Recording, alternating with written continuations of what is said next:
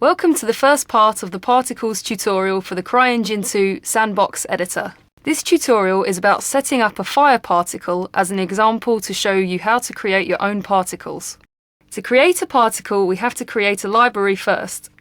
Go to the database view, to the Particle tab, and click the Add New Library button. Give your new library a name and press OK. Next, create a new particle by pressing the Add New Item button. Set its group name to Group and name the effect Fire, then press OK. Now, let's start to set up our fire particle. Go to Emitter Type and check Continuous. Set the count to 10 and particle lifetime to 1.5. Then click the little plus symbol next to the particle lifetime text to open up some extra options. There, set var random in here to 0.4. In the Appearance tab, select a texture. We will use fire_ball6.dds for this particle. To see your particle effect in your scene, drag and drop the icon for the fire particle into your level and click the Go to Selected Object button. Move your particle up a little using the Move Object tool. As you can see, the particle is continuously spawning from the emitter. So, let's tweak the appearance of the particle a little. Go to the Lighting tab and set the Diffuse Lighting to 0, Diffuse Backlighting to 0, Emissive Lighting to 3, and Emissive HDR Dynamic to 3. Your particle will start to glow like this. You might have to turn on HDR lighting in your editor to see the effect.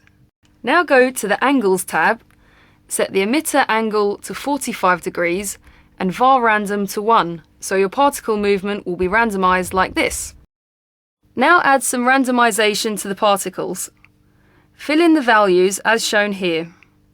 The left-hand column of Type in Dialogues applies settings to the x-axis of the particle, the middle column to the y-axis, and the right column for z. As this particle is not a 3D object, the only axis that applies is the z-axis. Next, go to the Size tab and set the stretch to 0.2, then open the additional properties by clicking the plus button.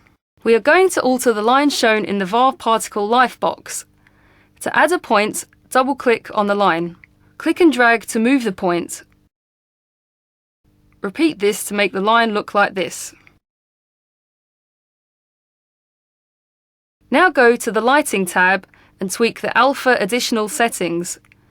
Set up the var particle lifeline like this.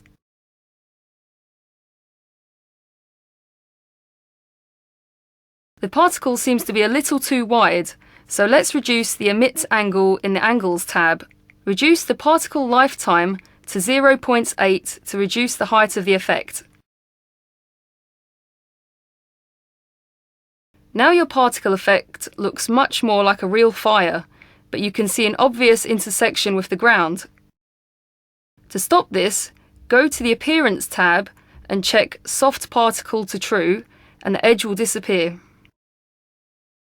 This closes the first part of the particle tutorial. For further information, please visit our website crymod.com.